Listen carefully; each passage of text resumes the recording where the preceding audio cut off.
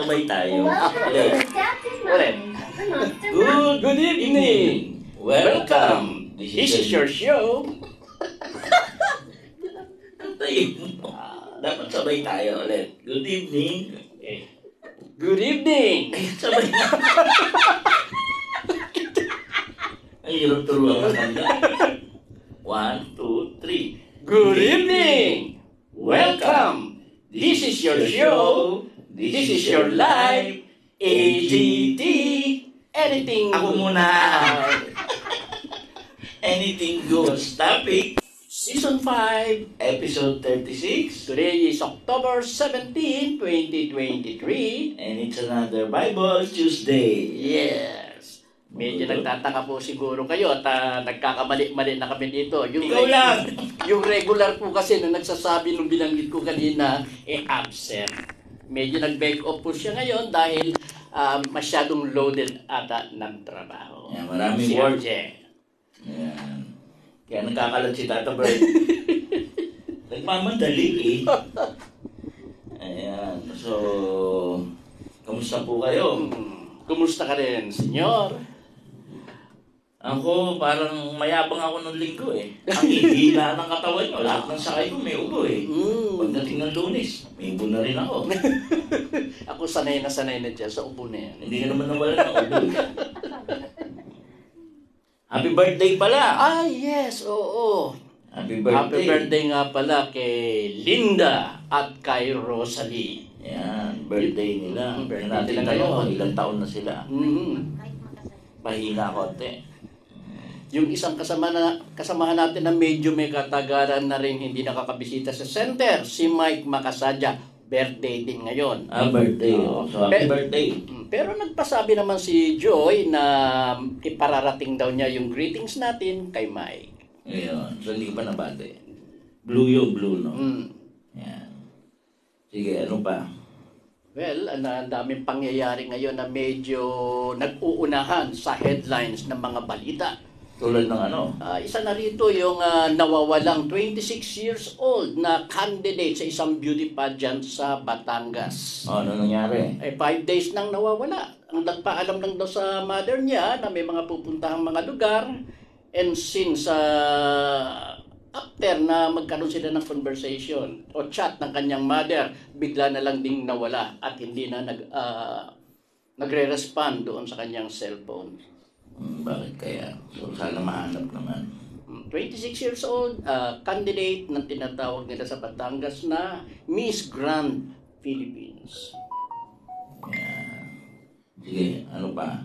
And then, yung panahon talaga natin ngayon, matatawag natin unpredictable. Napakaganda ng araw din suddenly, biglang babagsak ang ulan. Kaya kayo po dyan, kung may mga lakad po kayo, huwag kalilimutang magdala ng payong. Dati hindi mo masasabi talaga ang biglang pagbabago ng panahon. Actually, all over the Philippines yan ganyan. So, ano pa?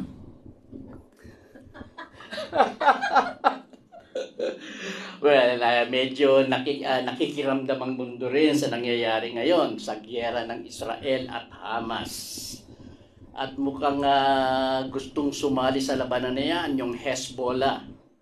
Isa ring militia group yan na nakabase sa Lebanon. Medyo hindi ko maintindihan, no? Sinasabi ng mga opisyal, no? Ng mga iba-ibang bansa, no? Wala silang kinalaman, wala nilang alam. Paano nakakapag-operate? Yun. Totoo yun. Without their knowledge, di ba? Hindi naman yan isang kriminal lang. Hindi naman naglalunch ka ng rocket attack eh, di ba? So, tapos wala kami kinalaman dyan. Dapat, kung totoong walang alam, aawatin nila. Di ba? Kasi alam nila yung consequences. Pero dapat hindi naman nila inaawat. Sinusuportahan pa nga nila eh. Yun nga eh. Di ba? So, sana nga hindi lumawak at tumagal yung bakbakan nito between Israel and Hamas at kung ano pang grupong gustong sumama sa Hamas. Sana naman wag matuloy, no?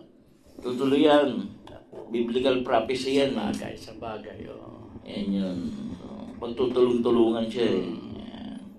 Pati Pati tuloy yung gera tuloy ng Ukraine at Russia. Parang nawala yung balita tungkol doon eh. Suddenly, nasa pawa nung... Wala sa namang ano na kwenta yan. kasi ng Russia eh.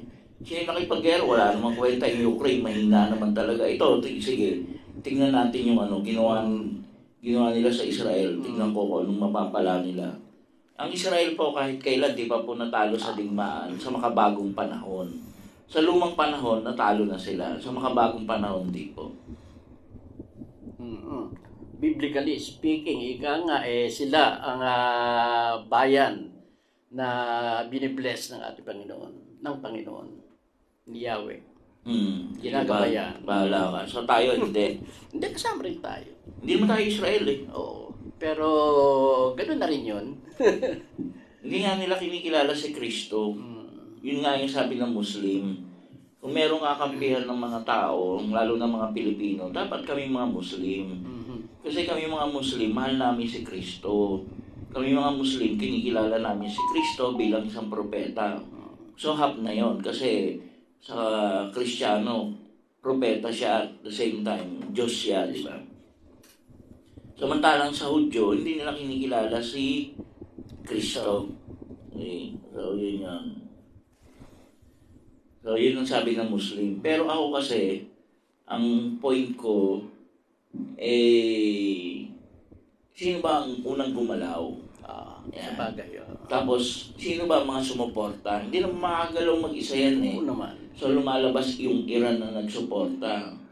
So, tapos in-stage yung mga pagsugod nila, di ba? Lebanon, Syria, yung Egypt, Jordan. Tapos wala silang kinalaman. Parang ano yun? Diyan sa bakuran mo nagpalipad ng mga rocket, tapos wala kang kinalaman. Tsaka saan ang galing yung rocket ng grupong Hamas na yan? Sa Russia daw, tsaka China. Ayan. Yun daw. Wala naman tumatama. Dahil doon sa Iron Dome ng ano. Ang bigat ng Iron Dome ng Israel na yun, ano? Pero mahal yung palipad na yun, kumpara doon sa pinalilipad. So, hindi natin alam, nag-iisa ang Israel. Though may mga suporta siya ng mga ibang bansa, pero in general, nag-iisa siya, hindi katulad ng mga Muslim. Pinagtutulong-tulungan nila. Baka mapahiya na naman sila. Ayan. So, pero sino ba may gusto ng gera? Oo. Di ba? Gaya nangyayari ngayon dyan, gusto atang pulbusin ng Israel ang Gaza. Pero sabi nila kasi, by history, sige, may sasabihin ka ba? At least nagbigay siya ng warning na yung mga taga-Gaza yung ayaw umiiwas talaga pumunta ng farther north. Pumunta ng farther north para ika nga hindi. North? Baka south? Yun ang ano ko pa, north daw northern part ng North Gaza. nga sila susugod eh. Yan baka mali lang yung basa ko, no? Kaya checking ko ha. Kasi yung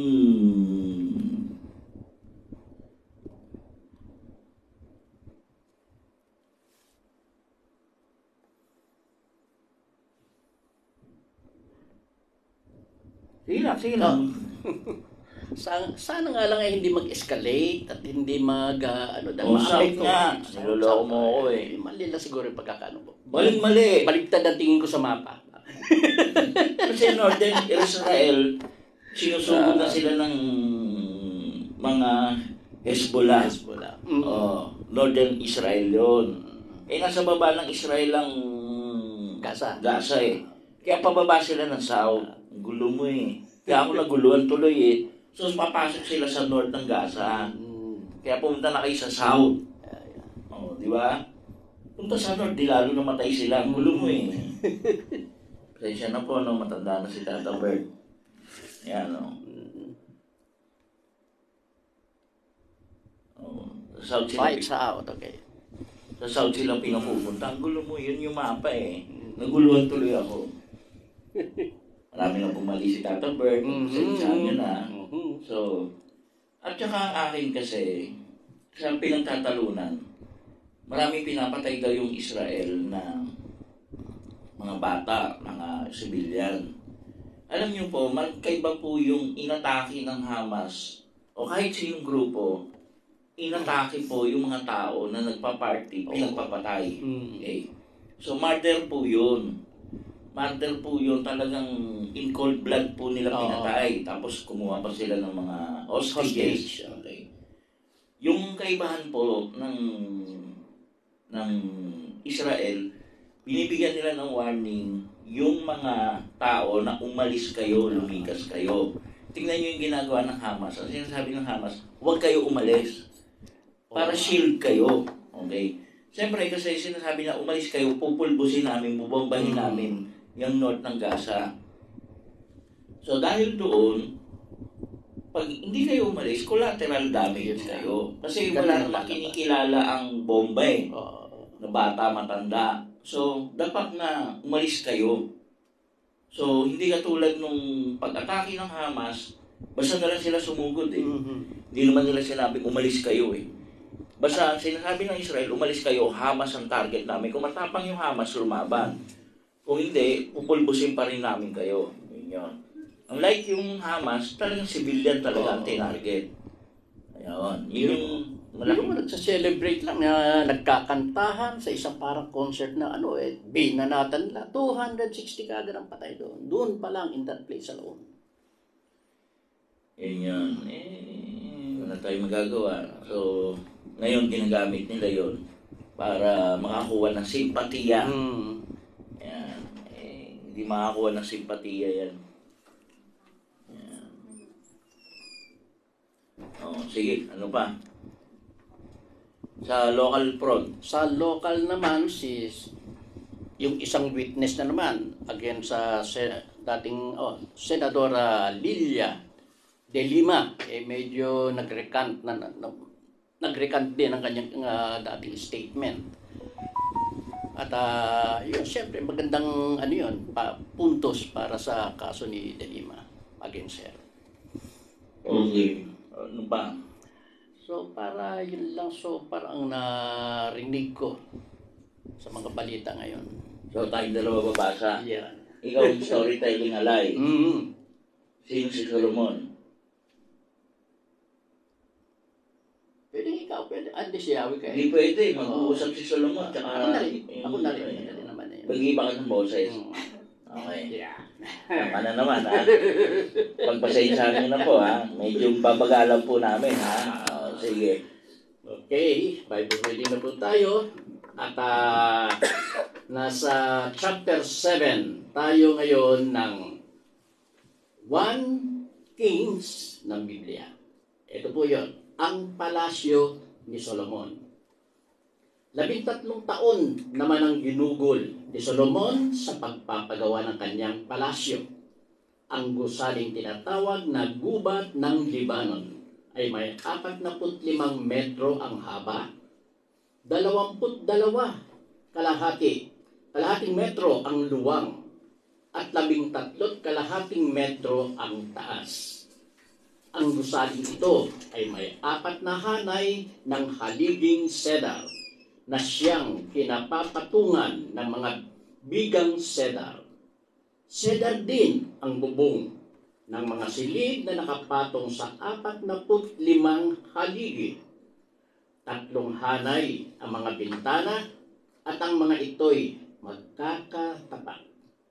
Parihaba ang mga hamba ng mga pinto at bintana at pawang magkakatapat. Nagpagawa rin siya ng bulwagan ng mga haligi na 22 kalahating metro ang haba at 13 kalahating metro naman ang luwang. Sa pagpasok nito ay may isang pasilyong may bubong. Ang silid na kinalalagyan ng trono na tinatawag din bulwagan ng katarungan at kung saan nagbibigay ng hatol si Solomon ay may dingding, sahig at kisame na tablang cedar. Sa likod naman ng bulwagang iyon ay nagpagawa siya ng kanyang tirahan At ang yari nito ay tulad ng silid hukuman. Ang kanyang reyna, ang anak ng paraon, ay ipinagtayo rin niya ng tirahan. At ito'y katulad ng sa kanya. Ang lahat ng gusali ay yari sa naglalakihang bato na tinabas ng lagari sa likod at harap. May 3.5 metro ang sukat ng mga batong ginamit sa pundasyon at mayroon ding 4.5 metro. Sa paitaas naman, mamahaling batong tinabas at mga trosong cedar ang ginamit. Gaya ng portiko at patio ng templo, ang patio ng palasyo ay naliligid ng 3 hanay na batong tinabas at 1 hanay na trosong cedar. Ang mga kagamitan sa templo. Ipinatawag ni Solomon sa Tiro si Hiram, anak ng isang balo mula sa lipi ni Neftali, na napangasawa ng isang manggagawa ng mga kagamitang tanso na taga-Tiro. Si Hiram ay matalinong manggagawa at mahusay gumawa ng anumang kagamitang tanso. Siya ang ipinatawag ni Haring Solomon upang gumawa ng lahat ng kagamitang yari sa tanso. Ang mga haliging tanso. Gumawa siya ng 2 haliging tanso.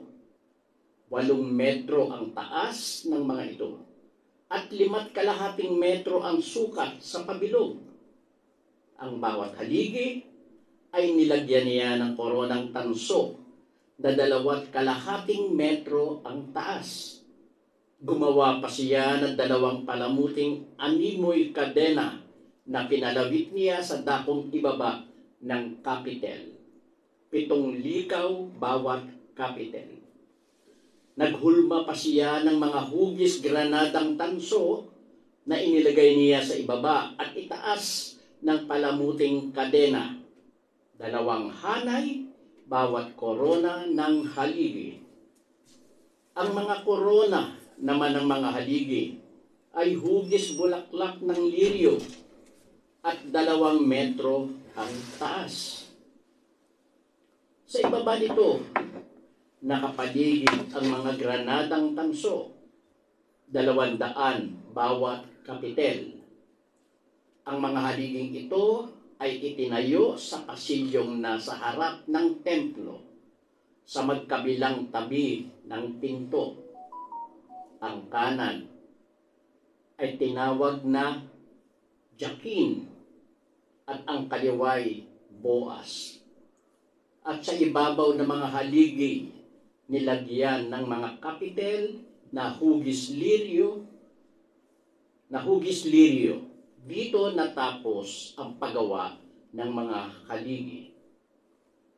Ang tansong ipunan ng tubig. Gumawa si Hiram ng isang malaking ipunan ng tubig.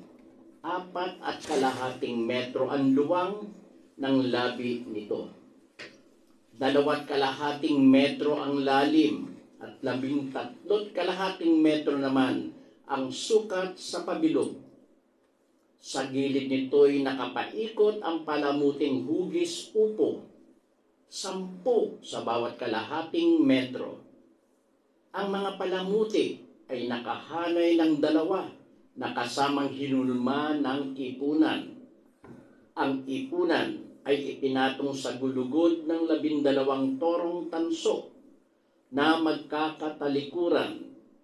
3 ang nakaharap sa silangan, 3 sa kanluran, 3 sa hilaga, at 3 sa timog.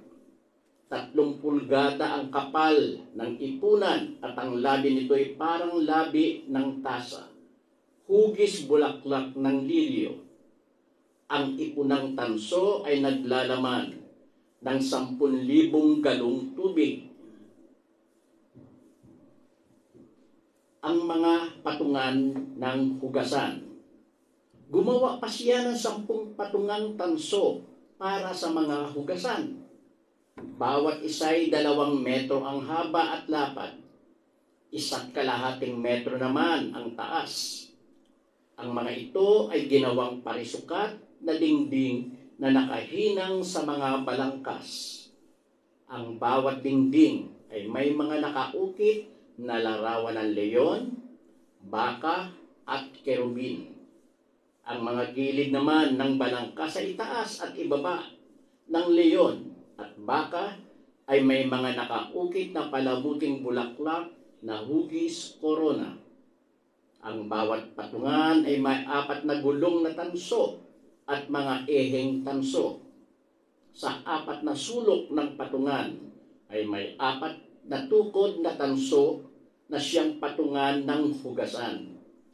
Sa ibabaw ng mga tukod na ito ay may pabilog na balangkas para patungan ng hugasan at may taas na 0.5 metro.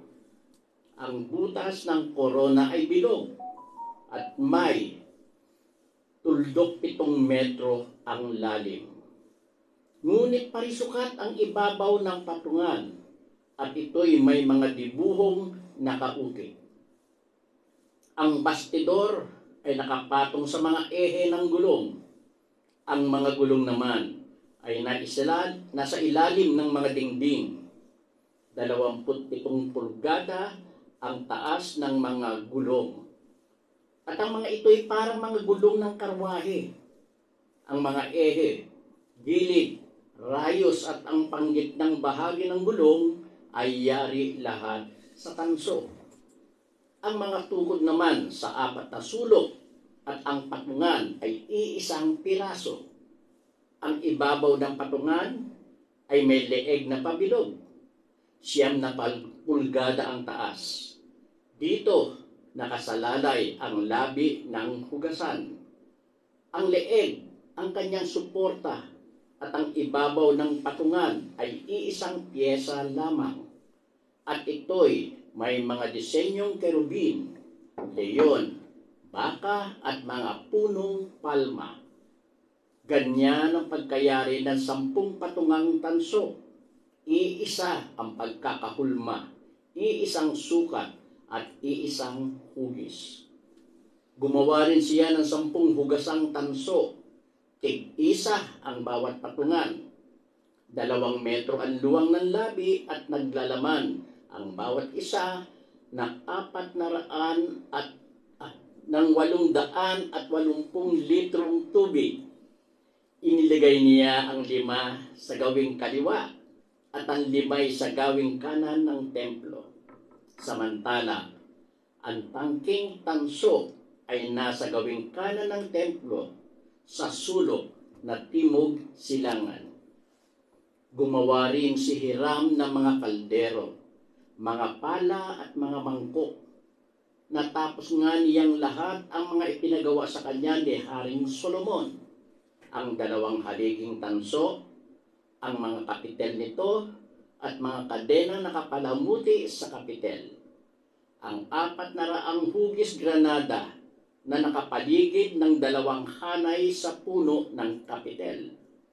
Ang 10 hugasan at ang kani-kanilang mga patungan, ang tangking tanso at ang 12 toro na kinapapatungan niyon, ang mga kaldero, pala at mangkok.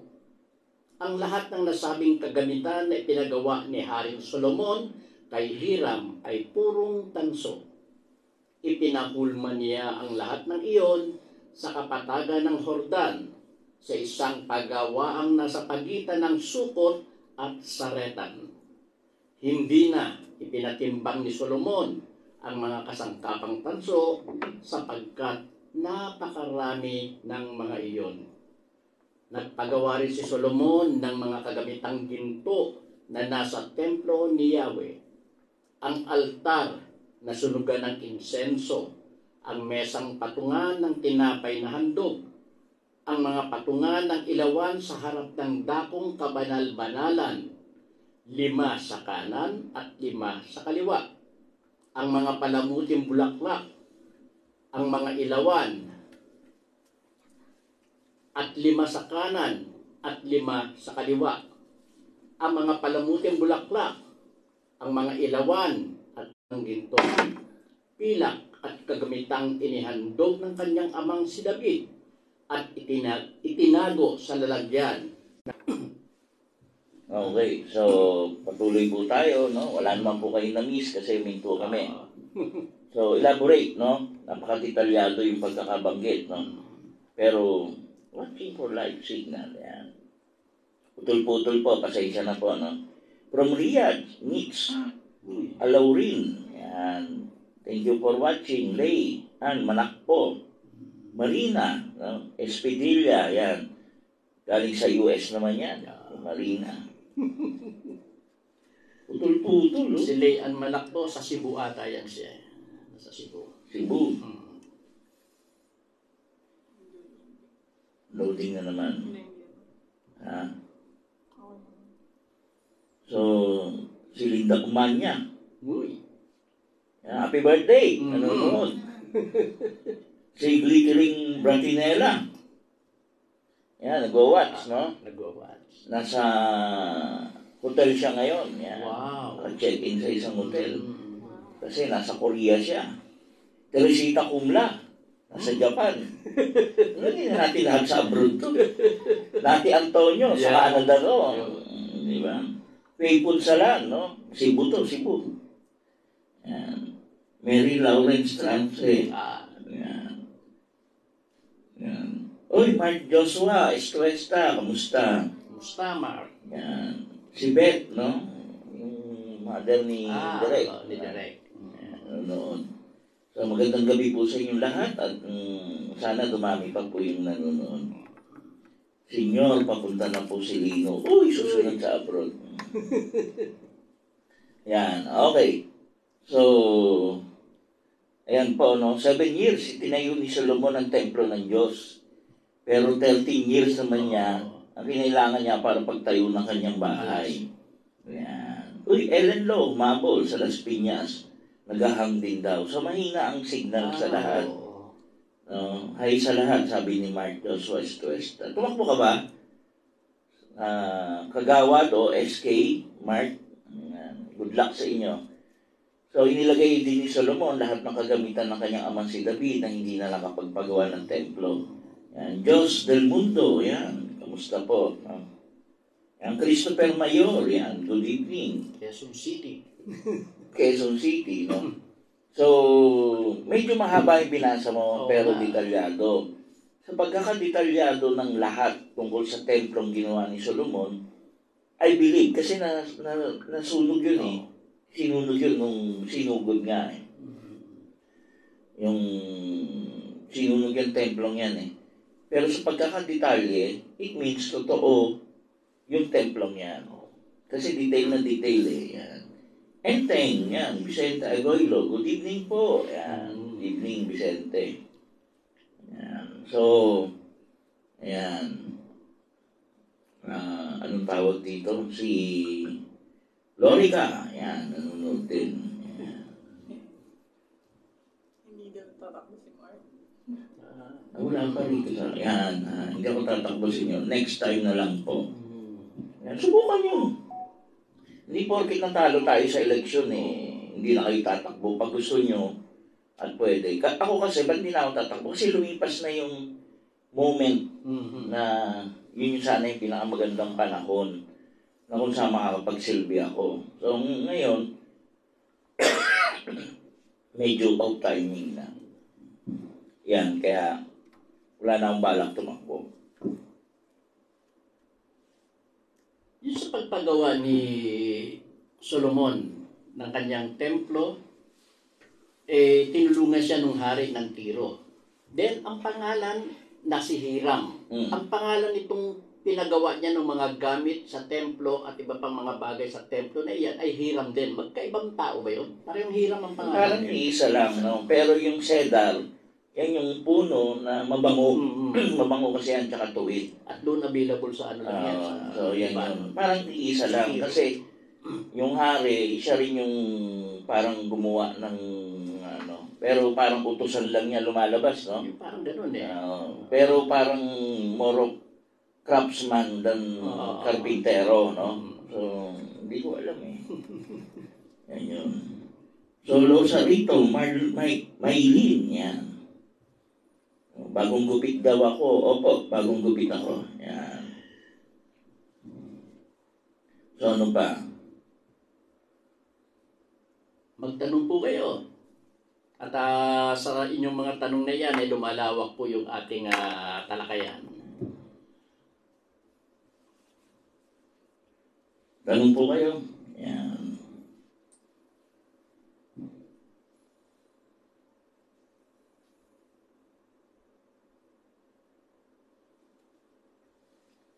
Pero ngayon hindi na nag-e-exist itong templo ni Solomon na ito. Hindi na, yan templong ginawa niya, nasunog yan. Sunog.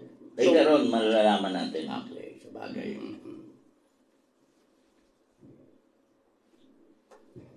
Oh, so hindi, ibang tao daw. Ibang tao. So, Ibang tao daw. Magkapangalan lang. Workman to. Yan. Iba yung King of Tyre, iba rin yung Master Workman. Nahirap. Yan. Yan yan. Kasi mamaya yan, reregaluhan niya eh. Hindi matutuwa sa kanya.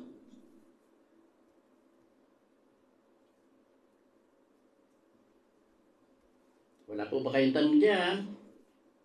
Okay, walang tanong. Maganda kasi yung 8. Yan yung gusto kong talakayin. Kasi sa 7 po, binanggit lang detalyado. That's proof na totoo yung templo. Kasi detalyado yung mga gulong, yung mga haligi, yung pagkakaukit. Pero yan yung may question ako eh. So may umukit ka ng hugis anyong hayop, anyong naglalakad sa lupa para bigyan ng galang. Sa templo pa lang ni Solomon. So, partly na sasambahin yun. Yung kabanal-banalang templo yun eh. Na may ganong dekorasyon. Hindi na may dekorasyon. So, that's the same. Di ba? Ayun yun. Speaking of contradiction, dyan tayo papasok sa 8. Yan. So, babasa si Tata Bert ulit. Yan.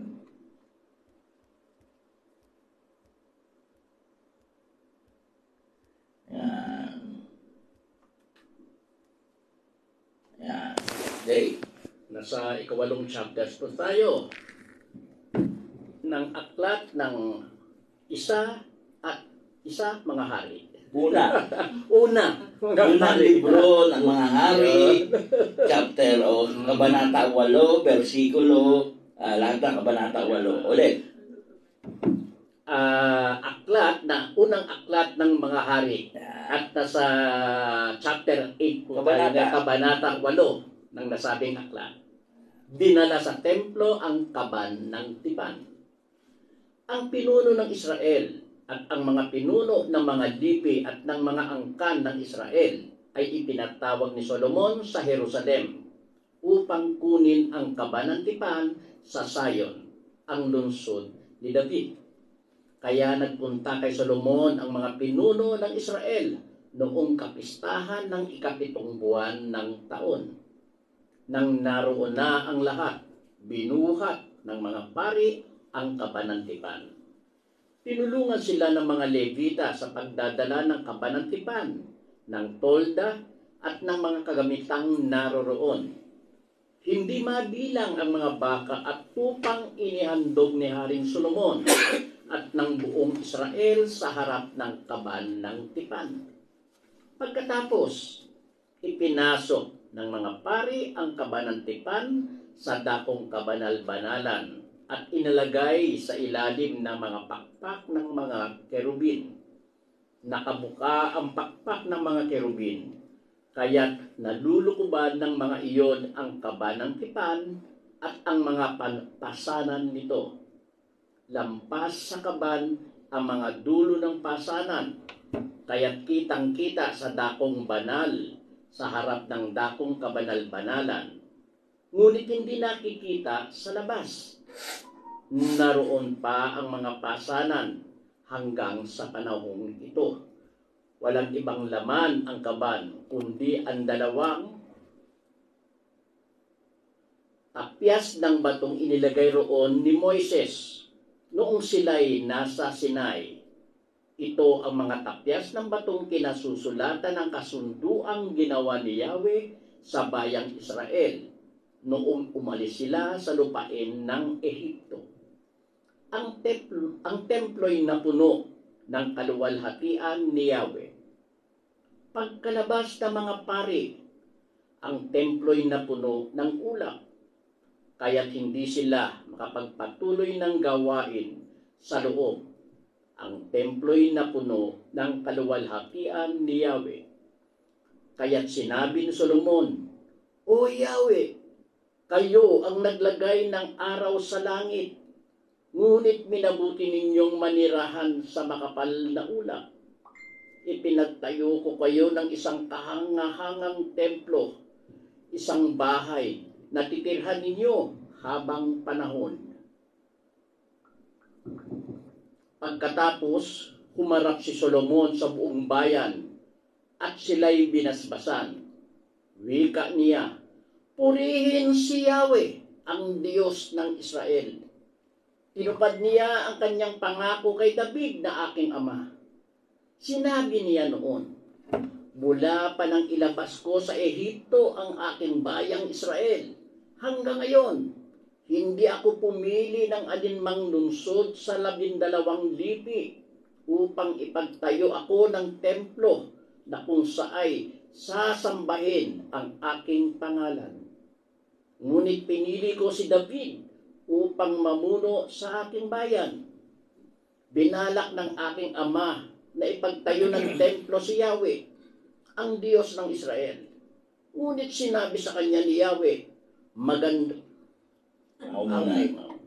Sinabi sa kanya ni Yahweh. Ginanahan. Ngunit sinabi sa kanya ni Yahweh, maganda ang balak mong magtayo ng templo para sa akin.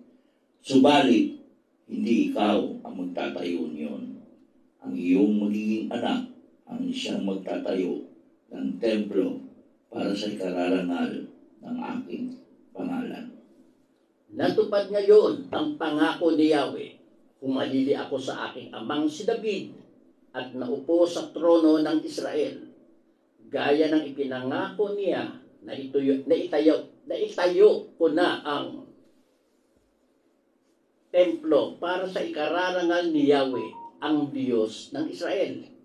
Naglaan ako roon ng lugar para sa kaban na kinalalagyan ng tipan na ibinigay ni Yahweh sa ating mga ninuno nang sila'y ilabas niya sa Ehipto. Ang panalangin ni Solomon. Pagkatapos nito, sa harapan pa rin ng buong bayan, tumayo si Solomon sa harap ng altar. Itinaas niya ang mga kamay at nanalangin ng ganito, Yahweh, Diyos ng Israel, sa langit at sa lupa'y walang ibang Diyos na tulad ninyo. Tapat kayo sa inyong mga pangako, sa inyong mga alipin. Wagas ang pag-ibig na ipinadarama ninyo sa kanila habang sila'y nanatiling tapat sa inyo. Tinupad ninyo ang inyong pangako sa aking amang si David. Ang ipinangako ninyo noon ay tinupad ninyo ngayon. Kaya nga Yahweh, ipagpatuloy ninyong tuparin ang inyong pangako kay David na sa habang panahon ay magmumula sa kanyang angkan ang maghahari sa Israel kung sila'y mananatiling tapat sa inyo gaya ng ginawa niya. Pagtibayin ninyo, Diyos ng Israel, ang mga pangakong binitiwan ninyo sa aking amang si David na inyong alipin. Maaari bang manirahan sa lupa ang Diyos kung ang langit, ang kataas-taasang langit, ay di sapat na maging tahanan ninyo? Ito pa kayang hamak na templo na aking itinayo. Gayunman, pakinggan ninyo ang dalangin at pagsamo ng inyong alipin, O Yahweh, aking Diyos. Dinggin ninyo sa araw na ito ang panawagan ng inyong alipin. Huwag ninyong iwaglit sa inyong paningin, araw-gabi ang templong ito. Yamang kayo ang may sabi na ang pangalan ninyo ay mamamalagi rito. Sa gayon, maririnig ninyo ang bawat dalangin ng inyong alipin tuwing manadalangin sa lugar na ito. Pakinggan po ninyo ang inyong lingkod at ang inyong bayang Israel tuwing kami mananalangin paharap sa lugar na ito. Pakinggan ninyo kami buhat sa inyong tahanan sa langit at patawarin niyo kami. Kapag nagkasala sa kanyang kapwa ang isang tao at siya'y pinanumpa sa harap ng inyong altar sa templong ito, pakinggan ninyo sila buhat sa langit at kayo ang humatol sa kanila. Parusahan ninyo ang nagkasala at pagpalain ninyo ang walang kasalanan. Kapag natalo ang kanilang mga kaaway, ang bayan ninyong Israel, dahil sa pagtalikod nila sa inyo, sa sandaling magbalik loob sila sa inyo, kumilala sa inyong kapangyarihan, nanalangin at nanawagan sa inyo sa templong ito, pakinggan ninyo sila at patawarin. Ibalik ninyo sila sa lupaing ibinigay ninyo sa kanilang mga ninuno. Kapag ang langit ay nagkait ng ulan, sapagkat nagkasala sa inyo ang bayang Israel, kung sila'y manalangin sa templong ito at magpuri sa inyong pangalan, kapag sila'y nagsisi sa kanilang kasalanan sa pagkakilalang iyon ang dahilan ng inyong pagpaparusa, pakinggan ninyo sila, Yahweh. Patawarin ninyo ang inyong mga alipin, ang bayang Israel. Ituro ninyo sa kanila ang landas na dapat nilang lakaran. Ibuhos na ninyo ang ulan sa lupaing ibinigay ninyo sa inyong bayan. Kung dumaganap sa lupain ang gutom at salot, kung malanta at matuyo ang mga halaman, kung ang mga ito'y salantain ng uod at balang, kapag ang alinman sa kanilang lungsod ay kinugkog ng kaaway, pakinggan ninyo ang kanilang dalangin. Sa sandaling sila'y magsisi at iunat ang kanilang mga kamay paharap sa lugar na ito upang tumawag at magmakaawa sa inyo. Pakinggan ninyo sila mula sa langit na inyong tahanan at sila'y patawarin. Ibigay ninyo sa kanila ang nararapat sa kanilang mga gawa, sapagkat kayo lamang ang nakakaalam kung ano ang nasa puso ng mga tao. Sa gayon, mananatili silang may takot sa inyo habang sila'y nabubuhay dito sa lupaing ibinigay ninyo sa aming mga ninuno.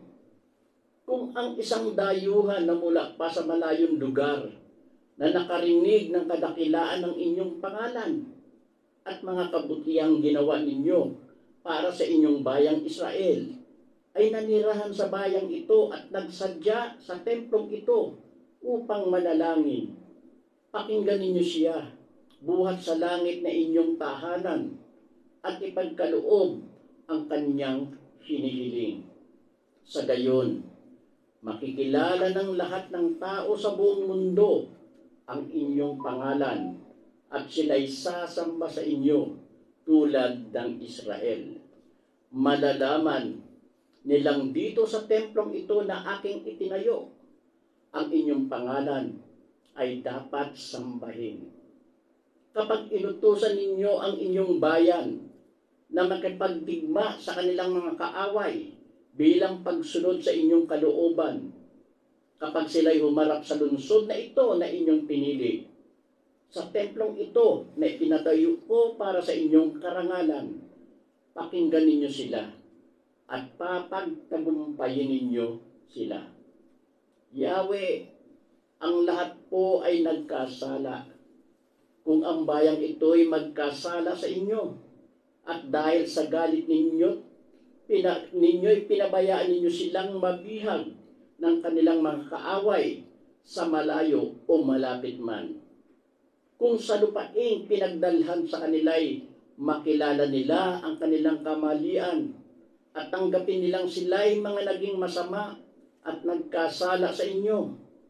Sa sandaling sila'y magsisi at magbalik loob sa inyo. At mula dooy humarap sila sa lupaing kaloob sa kanilang mga ninuno sa lungsod na ito na inyong pinili. Sa templong ito na ipinatayo ko sa inyong pangalan. Pakinggan ninyo sila mula sa tahanan ninyo sa langit at ipaglaban po ninyo sila. Patawarin ninyo ang inyong bayan sa kanilang pagkakasala sa inyo. Loobin ninyong kahabagan sila ng mga kaaway na bumiyag sa kanila. Sapagkat ito ang bayang inyong pinili at inilabas mula sa Ehipto, ang lupaing tulad sa nagliliyab na hurno. Lagi ninyong lingapin ang bayang Israel.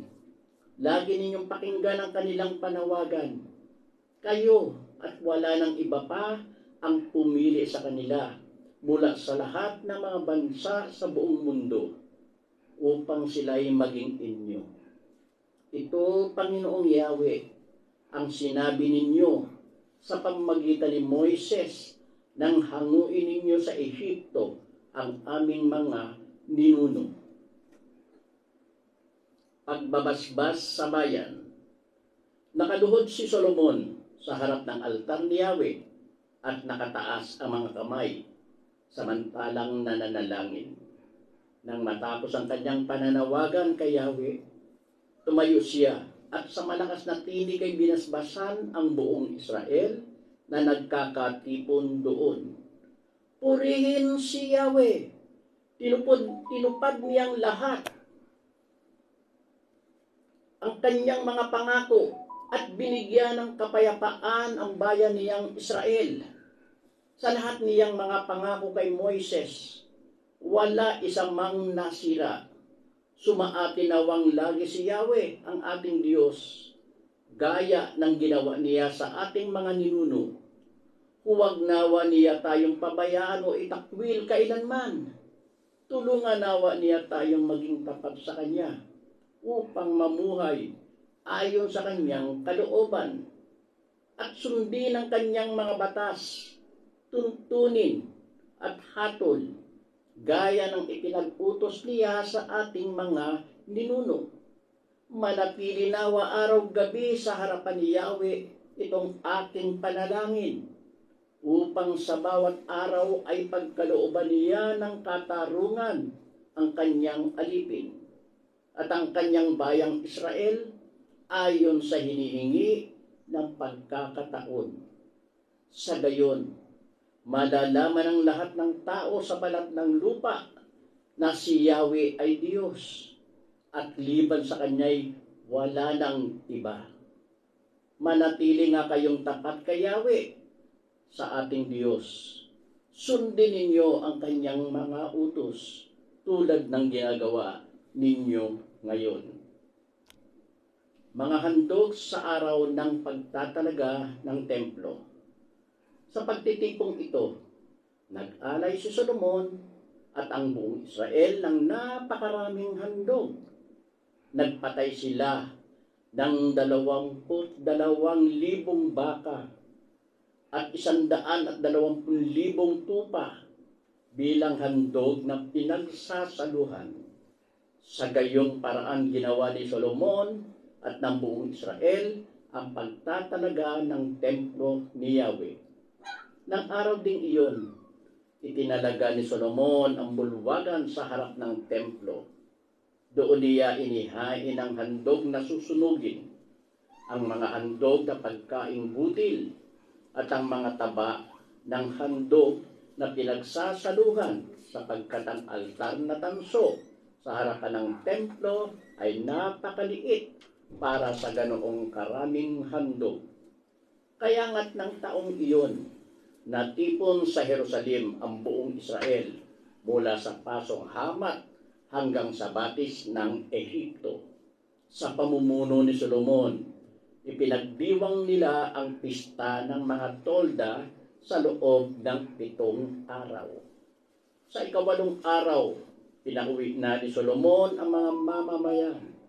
Masaya silang umuwi at binasbasan ang hari dahil sa mga pagpapalang ipinagkaloob ni Yahweh kay David na kanyang lingkod at sa kanyang bayang Israel.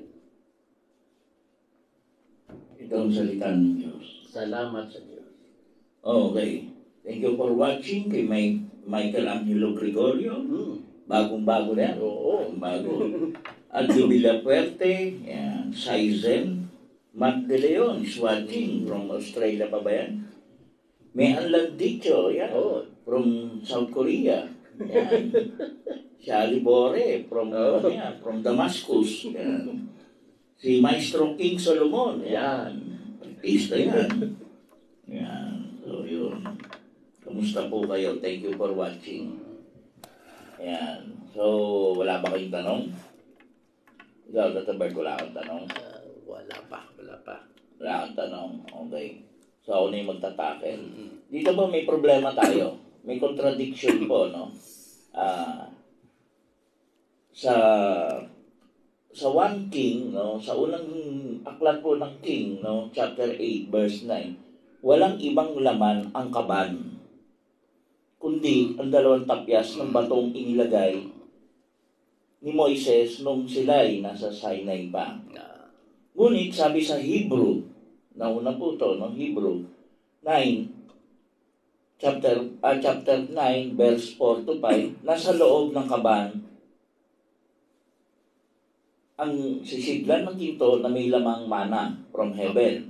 Ang tukod ni Aaron na nagkaroon na ng usbong at ang tapyas ng bato na pinasusulatan ng banal at tipan.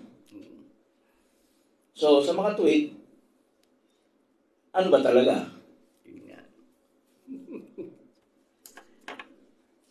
Diyan, dalawang tapyas lang na binabanggit.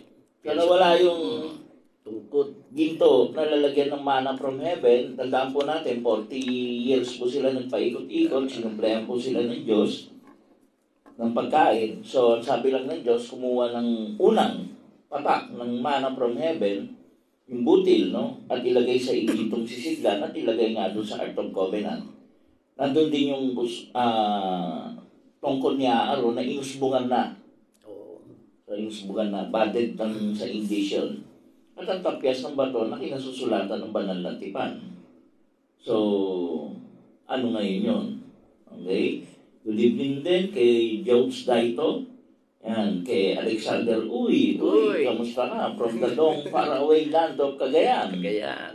Yan, at kay Philip Graho, no? Good evening po sa inyo. So, ano ngayon? Ano ngayon yung nangyari? Sinasabi ngayon dito sa binasa natin, walang ibang laman ang kaban, kundi ang dalawang tapyas na batong inilagay roon ni Moises nung sila'y nasa Sinai pa o Sinai. Samantalang sabi naman sa Hebrew, nasa loob ng kaban, ang sisidlang ginto na may lamang mana, tungkol niya Aaron na nagkausbong na, at ang tapyas ng batong kinasusulatan ng tipan. So nawawala ang gintong pinaglagyan ng mana from heaven at tungkol ni Aaron. So, contradiction po ito. Paano ba yan? Katulad din ng contradiction na kung saan marami ritong inukit na uri ng mga hayop, mga kerubin, mga ano, na sinasabi, huwag sasambahin. Pag tinitira yung Katoliko, si Mama Mary may sa baba, may iibon na kalapate, o sinasamba rin daw yun. Parang ganito rin yun di ba? So, kay Dante, Pacheco, Melinda Albanera, kamusta po kayo lahat? Yan. So, ano nangyari? Yan, yun ang tanong. Ano sa tingin mo nangyari? Yan. Sabi ng mga scholar, hindi naman daw nailagay sa loob ng kaban, no? Yung English ang pinagbabatayan nila Sinasabi hindi naman inside, kundi in lang. No? Pero dito sa Tagalog ng salin, sinasabi sa loob ng kaban. Nasa loob ng kaban ang sisidlan ng ginto. So ano nangyari? Ano sa tingin mo? Nagkamali lang ba ng grammar o ano? O bakit dito binanggit walang ibang laman ng kaban kundi ang dalawang tapyas ng batong inilagay ni Moises? So, ini-specify pa yun, dinaanan lang yun. Dinaanan lang yon. Pero yun yung ibig sabihin, walang iman laman yung kaban. Kasi pinakuha ni David, ni Solomon yun mula sa Sion. Diba? Yung bahay ni David. So, ano na ngayon? Ano sa tingin mo? Sasagutin ko naman Baka may kumuha ng mga nawawalang bagay na yon na dating nakalagay sa kaban ng tipan. Sinong kukuha? Hindi natin malaman. Alam ko. Okay. Mula po sa libro ng Samuel, unang libro ng Samuel, chapter 4, natalo ng mga Pilisteo ang Israel. Dahil po, natatandaan po ninyo, dinala po ni Hofni at ni Pinehas, yung anak ni Eli, na salbahe yun, no? So, natatalo na sila, ginawa nila, dinala yung kaban ng tipan. Tinalikuran na sila ng Diyos, natalo sila. So, nung natalo sila, nakuha ng mga Pilisteo yung kaban ng tipan. Kasama ka dito nabasa natin to Hindi mo matandaan. So, nung nakuha nila yung kaban ng tipan, sa Ebenezer nila natalo yon. So, dinala nila sa Asdod. Kung saan pinasok nila sa templo ni Dayon o ni Dagon, no? Kung saan pinasubsob yung mga rebulto at pinagputol-putol nga. So, nilagay nila doon sa templo ng Diyos-Diyosan nilang si Dagon o Dayon, na kung saan kinabukasan, pag-ising nila nakasubsob. Hindi, nakasubsob muna. So, tinayo nila. The next day, putol-putol na. Doon saan natin tapon. Kaya, natakot sila. Hindi. So, kaya gusto na nilang ipasole. Tapos nagkabukol-bukol pa sila. Kaya dinala na nila ito sa Gat. Hindi. So, ayun. Sa sobrang takot nila, sinuli na nga nila, no? Matapos ang 7 buwan. Hindi. So, sa pamamagitan ng paglalakad ng baka, natatanda mo yun? Baka lang yung pinahatid nila. Kung saan pupunta yung baka, di talagang Diyos nga yung which is, Sinusunod lang. naglakad yung baka, sinusundan lang nila. So, ayun, dumating sa Beth-Hames, na kung saan may sumilip ng 70, namatay lahat. Hindi. So, hanggang sa mapunta sa Jeraim, sa bahay ni Adinahab. So, yun po yung istorya. Along the way, nung natalo nga po ng Pilisteo ang Israel, maaaring doon nawala yung baston ni Aaron at saka yung sa mana. Yung lagayan ng mana from heaven. Yan, yung sisidlang ginto. So, from there, pwedeng nawala. Biggie Ponsalan, magandang gabi. Olivia Graho, magandang gabi. Emilia Kaitlin, magandang gabi. Nara Osenya, magandang gabi. So, kasi imposibleng magka-kontra-kontra Yan. So, maaaring hindi lang nabanggit na may kumuha, no? Kasi from the time na napunta sa Pilisteo, hindi na nila alam kung ano nangyari. Basta ang alam lang nila, ipinasok nila sa templo nga ni Dagon o Dayon at nagkaputol-putol yung Diyos-Diyosan nila. So, makapangyarihan talaga yung Diyos, no? Judy Pimentel, magandang gabi rin. So, kaya yun po yung tingin ko. Along the way, from the time na natalo ang mga Israel, natalo Israel. Nakuha yung kaban ng tipan ng mga Pilisteo. Yun po yun. Maaaring doon nawala. Yung mana from heaven at saka yung tungkol ni Aaron. So, sa tingin ko, no, yung tipan na yung banal na tipan naman, hindi na nila nakuha kasi malamang nangamatay na sila. Di ba? Kasi tandaan natin, yung sisidlan ng mana from heaven, tao may gawa. Yung tungkol ni Aaron, tao may gawa. Pero yung banal na tipan, supposedly, Diyos ang sumulat nun. Pero pangalawang version na yan Yung unang version, nadurog Pangalawang version, si Moises na may gawa. So, along the way, no? Yan yun. Irene Culas, yan. Mua, no? Si yan to. Sino ba to? Si Mua? Bibili. Yan. Bibili. Yan. Helen Tolentino. Yan. So, magandang gabi. So, yun po, no? Along the way, yan. Kaya, price talaga yung price artifacts po talaga yung Art of Covenant ko nasaan yan eh. Kasi dyan po nagmumula ng kapangyarihan eh. Malaking kapangyarihan kasi nga radioactive yan eh. So ano po yung tanong nyo? Yan. So yun, nagkabukol-bukol pa sila. So kaya nga pagdating sa Beth Samis eh, may sumili pa ng 70. Patay din. Diyan binanggit dyan na binuhat din ng mga pare maliban sa Levita. Buti hindi lang apektuhan yung mga bumuhat na pare nila. Hindi, kasi nga yung mga paring Levita, merong effort na suot, diba?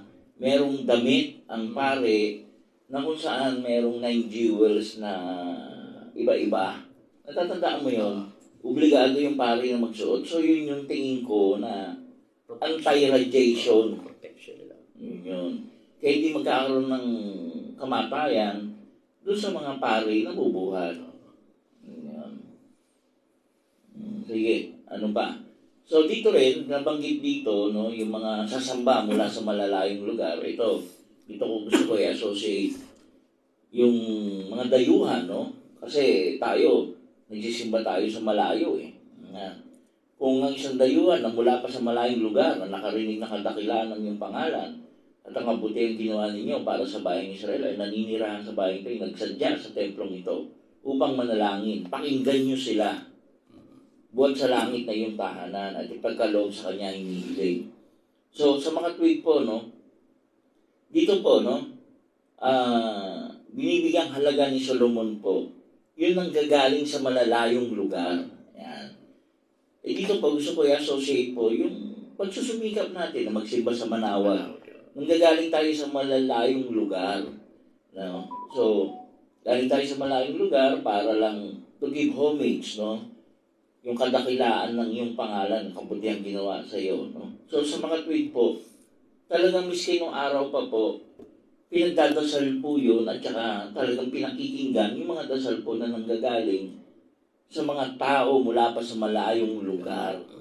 Yan. Kaya ako po sinasabi ko nga po mahal daw yung pamasahe. Lahat naman ng pera mo galing sa Diyos eh. Sayang daw yung panahon. Lahat ng panahon mo galing sa Diyos eh. Ano pa bang gusto mo? Yung skill mo, yung lahat ng bagay galing sa Diyos. Bakit ka manghihinayang? Once a month na nga lang, hindi nga weekly. So, nanghihinayang ka pa. Kayo, bahala kayo. Basta, sabi ni Solomon, kung ang isang dayuhan na mula pa sa malayong lugar,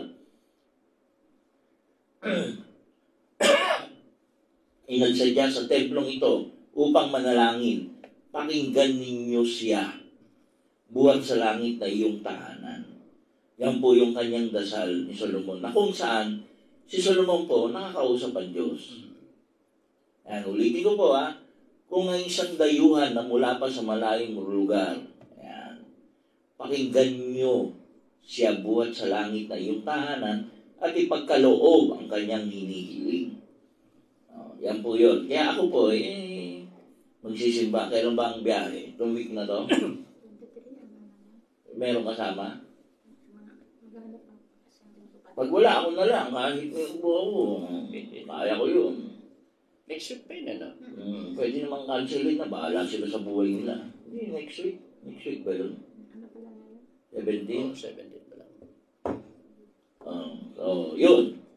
Kaya po kayo, no, tayo, dayuhan po tayo, no, mula pa sa napakalayong lugar ng Manila, papunta ng Manawag, ito po ang dasal ni Solomon, pakinggan ninyo, no, yan, nanirahan sa malayong lugar, nagsadya sa templo, upang manalangin, pakinggan nyo sila, buhat sa langit na iyong tahanan, at ipagkaloob ang kanyang hinihiling. Yan. So, panalangin ni Solomon yun, ha? Kung ayaw nyo maniwala, bahala kayo. Basta ako naniniwala ako dun. Okay? Wala kayong tanong. Lita Umanya na naman, is watching. Sige, basa ka na. Nasa ikasyam na kabanata po tayo ngayon. Muling nagpakita kay Solomon si Yahweh. Nang maipagawa na ni Solomon ang templo ni Yahweh, ang palasyo ng hari at ang lahat ng binalak niyang ipatayo, nagpakita muli sa kanya si Yahweh tulad ng nangyari sa Gibeon. Sinabi sa kanya, ibinigay ko ang lahat ng hiniling mo sa iyong panalangin. Itinatakda ko sa templong ito na iyong pinatayo. Dito mo ako sasambahin magpakailanman. Babantayan ko at iingatan ang templong ito habang panahon. Kung ikaw naman ay mananatiling tapat sa akin, gaya ng iyong amang si David, kung gagawin mong lahat ang mga pinapagawa ko sa iyo, at susundin mo ang aking mga utos at tuntunin, pananatilihin ko sa trono ng Israel ang iyong angkan. Yan ang aking pangako sa iyong amang si David. Ngunit, kung ikaw o ang iyong mga anak ay tatalikod sa akin at hindi susunod sa aking mga kautusan at batas, kapag kayo sumamba at naglikod sa ibang Diyos, palalayasin ko ang bayang Israel sa lupaing ibinigay ko sa kanila.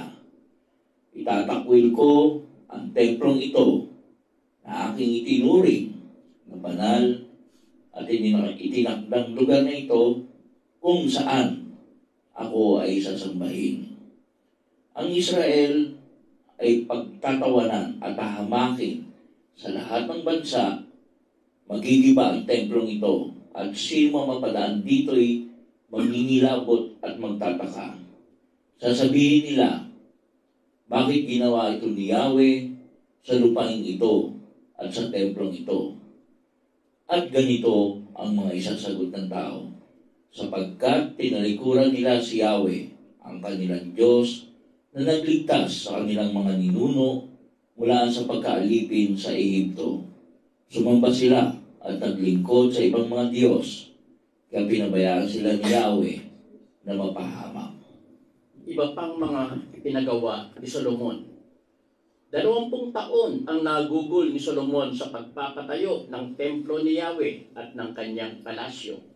Si Hiram, hari ng Tiro, ang nagpadala ng mga kahoy na cedar at sipres at ginto na ginamit para doon.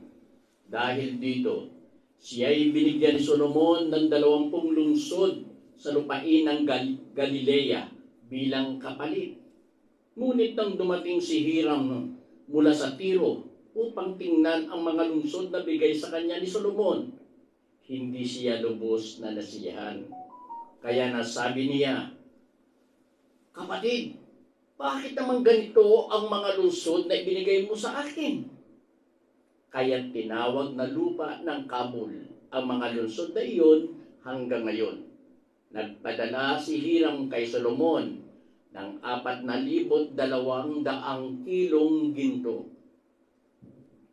Gumamit si Haring Solomon ng sapilitang pagtatrabaho upang maipatayo ang templo ni Yahweh at ang kanyang palasyo, at upang patatagin ang milyo at ang mga pader ng Jerusalem, Hasor, Megiddo at Geser. Ang Geser ay dating lungsod ng mga Kananeo na sinalakay at sinakop ng Paraon, hari ng Ehipto. Sinunog niya ito at pinatay ang mga taga roon. Pagkatapos, ibinigay ng Paraon ang lungsod na ito kay Solomon bilang dote ng kanyang anak na naging reyna ni Solomon. Ngunit ito'y muling ipinatayo ni Solomon. Ipinagawa rin niya ang Bet Haron sa timog, ang Baalat, ang Tadmor sa ilang, at ang mga lungsod at bayang himpilan ng kanyang mga kabayo at karwahe. Ipinagpatuloy niya ang lahat niyang binalak ipagawa sa Jerusalem, sa Libanon, at sa lahat ng lupaing kanyang sakop. Sa pilitang pinagpagtrabaho ni Solomon ang mga Amoreo, Heteo, Pereseo, Hibita at Jebuseo na nakatira pa sa lupain. Ito ang mga anak at apo ng mga nakaligtas ng iutos ni Yahweh sa mga Israelita na lipulin ang lahat ng lahi na daratnan nila sa lupain ng Kanaan. Hindi niya isinama sa sapilitang paggawa ang mga Israelita.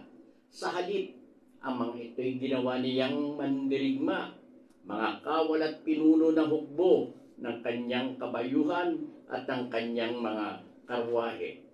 Ang bilang ng mga tagapangasiwa ni Solomon na pinamahala niya sa mga manggagawa ay 550 katao. Nang mayari na ang palasyong ipinagawa niya para sa reyna na anak ng paraon, pinalipat niya ito mula sa lungsod ni David. Pagkatapos, ipinagawa niya ang milyo. Taon-taon 3 beses na naghahandog si Solomon sa altar na itinayo niya para kay Yahweh. Nag-aalay siya ng mga handog na susunugin at mga handog na pinagsasaluhan, at nagsusunog din siya ng insenso para kay Yahweh. At natapos niya ang pagtatayo ng templo. Nagpagawa rin si Solomon ng maraming barko sa Esion Geber. Ang lungsod na ito ay nasa baybayin ng dagat na pula, sa lupain ng Edom, malapit sa Elat. Upang tulungan ang mga tauhan ni Solomon, pinadalhan siya ni Hiram ng sarili niyang mga tauhan na parang mga sanay na mandaragat. Pumunta sila sa Ophir, at pagbalik ay nag-uwi sila ng 14,700 kilong ginto at dinala nila kay Solomon. Ito ang salita ng Diyos. Salamat sa Diyos. Yan. So, wala kayong tanong? Yan. So, itong templo to, masusunod to, no? Sa panahon ng Babylon. Yan. Nebuchadnezzar, no? Susunugin niya yan. Okay? So, tsaka na yun. Pagdating natin doon. Okay? So, the first temple na tinayo ni Solomon. So, nagpakita si Yahweh ni Solomon sa ikalawang pagkakataon after 24 years. So, yung una, nagpakita, yung umpisa, una yon sa King 3, no? King 9 na to. So, nagpakita, that is 24 years span. Nagpakita kay Solomon si Yahweh sa ikalawang pagkakataon at sinasabi nga doon na, ayun, kailangan sumunod. Yan. Nanumpana naman yung Diyos kay Solomon na hindi niya pababayaan. Yan. So, yun yung kanyang pangako, no? Tapos, ano pa yung mga basta hindi tatalikod ng Diyos hanggang hindi tumatalikod. Yan. So, si Hiram hindi nasiyahan, sa hindi malaman dahilan, baka pangit. Yan. So, sinasabi rin ng Diyos, binigay niya lahat ng kahilingan niya. Yan. Solomon, kasi nga sumusunod si Solomon, pero tatalikuran, which is pagdating na ni Nebuchadnezzar, or the fall of Israel, yan yun. May problema. Alam niyo po, kaya po may gera hanggang ngayon. Kasi po yung Israel, matigas ang ulo. Yan. Alam niyo po yung gera ngayon, ha? Nakaduktong po yan sa panahon pa po ni Solomon, sa panahon pa po ni David, sa panahon pa po nila Moises. Kasi po, ito po ang bilin ng Diyos. Yan. Lipunin ang lahat ng lahi na daratnan ninyo sa lupain ng Kanaan. Yung Kanaan po, yan po yung kabilangan po ng Israel ngayon. So, hindi po nila nilipol. Yan. Pinagtrabaho niya po, no? Pinagpatuloy niya, balak niyang ginawa. No? Sa pilitan, pinagtrabaho ni Solomon ang Amoreo, Eteo, Pereseo, Hevita, Jebuseo, na nakatira pa sa lupain. Ito po yung mga remnants na sabi ng Diyos, lipulin lahat ng lahi na daratnan nila sa lupain ng Kanaan. Noong mga panahon po yun, mga baka 30,000, 50,000, 100,000, ngayon po milyon-milyon ang nakatira po doon sa West Bank na tinatawag, sa Gaza Strip. So yan po yun. Kaya po, wala pong tigil ang gera. Walang tigil ang gera. Kasi ang utos ng Diyos, lipulin ang lahat ng lahi na darating ninyo sa lupain ng Kanaan. Dumami pa ngayon. Nag-million pa ang bilang. Siyempre, dadami yung kung naman, no? Hindi naman pagpakonti ang tao, eh. So, ngayon, malaki ang problema ng Israelite. Kasi hindi nga nila inubos, eh. Kaya ngayon, yun ang gusto gawin ng Israelite. Ubusin ang lipi ng mga Palestino. Ang history po niyan, nung Roman Empire, nagsilayas po lahat ng mga Hudyo.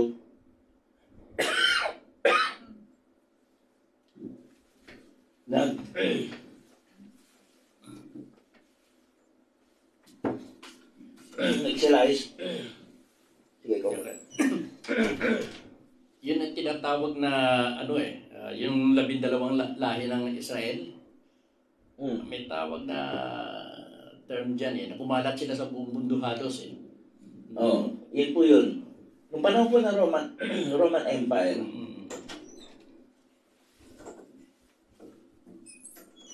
Lensya na po, pumara lang.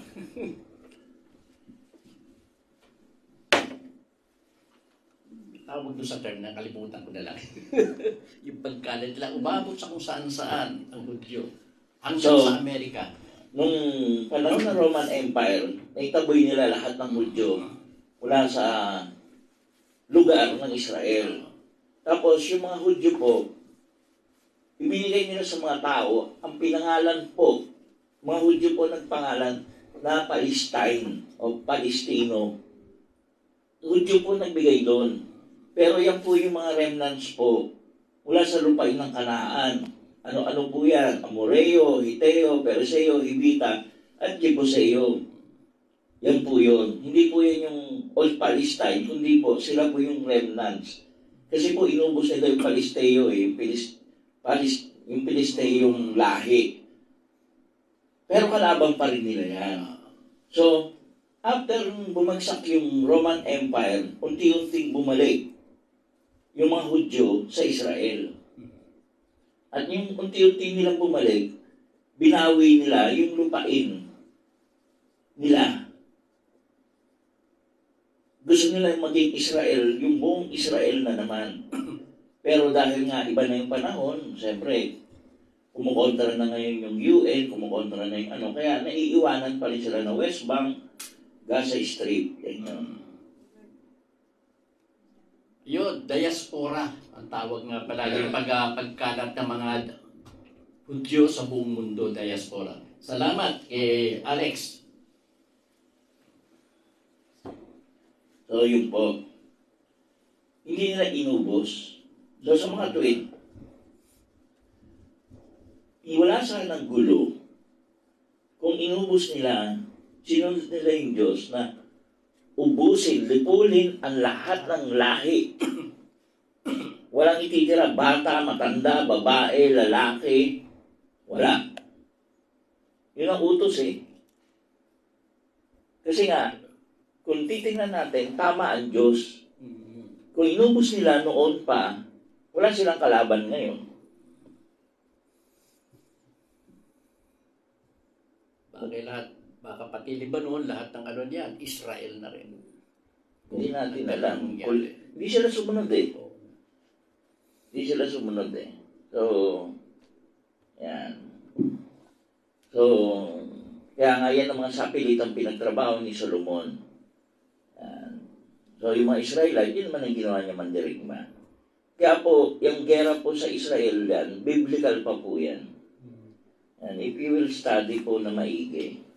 Yan. Okay? So, ano pang Tata Bird? Wala po ba kayong katanong? Tanong po. Nakikinig lang sila. Okay? So, music natin. Mga last word natin.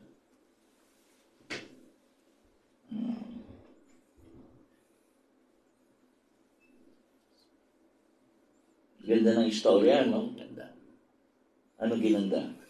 Yun ay naging takbo ng niyan. At at least ipaliwanag mo kung bakit nananatili ngayon yung hidwaan na yan ng Israel sa kanyang mga paligid na bansa. Oh, sige. Well, napakaganda po talaga ng tinatalakay natin ito. At dito nalalaman natin ang dahilan kung bakit hanggang sa ngayon ay may kalaban ang Israel. Kung noon sinunod nila ang utos ni Yahweh na lipulin lahat, ang mga Hebuseo, ang mga Hibita at kung ano-ano pang yan, malamang wala ang gera ngayon na gumugulo sa mundo. Well, sana po sa pagbabasa natin ng Biblia ito, nalalaman natin ng mga istorya, ay sinasamahan niyo po lagi kami. At makapag-contribute din kayo sa talakayan natin ito sa pamamagitan ng inyong mga tanong. Nawa po sa mga susunod na kabanata na ating tatalakayan, mag-share po kayo ng tanong para higit na lumawak ang ating talakayan. Salamat po sa inyong pagsabay sa amin sa gabi nito. Salamat po. Muli po, no? Ito po yung pagpapatunay na kung saan ang makapangyarihang Diyos, alam po niya ang mangyayari 1,000 taon ahead. 1,000 taon. Tulad din po sa pangako niya, panahon po ng Babylon, babagsak po ang Israel na kung saan very successful ng panahon ni Solomon. Babagsak po yan. Ahid lang po, para alam niyo po. Kaya dapat po subaybayan ninyo. Dahil hindi po sumunod yung mga anak ni Solomon sa mga tagubilin ng Diyos. Katulad po natin, kaya po tayo nagkakaroon ng problema, may mga simpleng tagubilin lang naman ng Diyos na hindi natin sinusunod. Maaaring mabigat yung utos ng Panginoon nung araw na lipulin lahat ng lahi mula sa lupain ng Kanaan, na kung saan yan po yung mga bagong Israel. Kasi po tandaan po natin na Israelite po ay walang lupain. Pinasok lang po nila yung Kanaan na kung saan yan po yung Israel. Natalo po nila lahat yung Pilisteo, pero may mga naiwan po. At ang bago pong Palestine, binigay lang po yan ng mga Hudyo o Jews o mga Roman Empire. Binigay po nila yan. Dahil galit po ang Roman Empire sa mga Hudyo, pinalayas po nila sa Israel. So sa mga tuwid, tanging sa pagsunod lang sa Diyos, yung tunay na Diyos, tayo makakasalba ng kaginawahan sa buhay. Mga bagay na mahirap paniwalaan. Milagro nga ang tawag. Marami po tayong suliranin na nag-uugat sa hindi pagsunod sa mga tagubilin at pinag-uutos ng Diyos. May mga tao po na kinakakausap ang Diyos. Sayang nga lang po maraming hindi nakikinig at nakikinig sa payo. Sayang nga lang po dahil imbis na makinig, kinukontra pa na tila mas matalino at mas magaling sila. Subalit tandaan po ninyo, hindi po makikipagtalo kanino man ang mga taong nasusumpungan ng Diyos. Bagkus, manghihinayang ito at ipagdarasal na sana huwag mapahamak at higit sa lahat, sana bago mahuli ang lahat, ay maitama nila ang mali, katulad ng dasal ni Solomon. Sa dasal ni Solomon, paulit-ulit niyang sinasabi ang pagiging makasalanan ng Israelite na sana tanggapin ng Diyos sa kanilang pagbabalik pag nagkasala. Tayo po ay pwedeng bumalik sa lahat ng panahon at makinig sa salita para maitama natin ang mga problemang hinaharap natin sa buhay. Napakasarap po kasi mabuhay po mula sa lilim ng kapangyarihan at pagbasbas ng Panginoong Diyos. Ako po si Anthony Vivero na nagbibigay ng blessing sa inyo, naway patnubayan kayo ng Diyos sa lahat ng araw, sa lahat ng panahon. Magandang gabi po. At muli po, AGT. Ito po si Tata Bert nga pala, and by the way, may gamutan po bukas being Wednesday. At 8 o'clock para doon sa mga gustong sumama po sa Nobina na pinangungunahan ni Tita Hermie, be here at 8 o'clock. And then, yung muling pag-uulit ng magandang lecture ni Senyor ng nakaraang Sabado, bukas po yun para sa hindi nakarinig po noon. Muli po, magandang gabi, Magandang gabi AGT. po. Ayan, Je.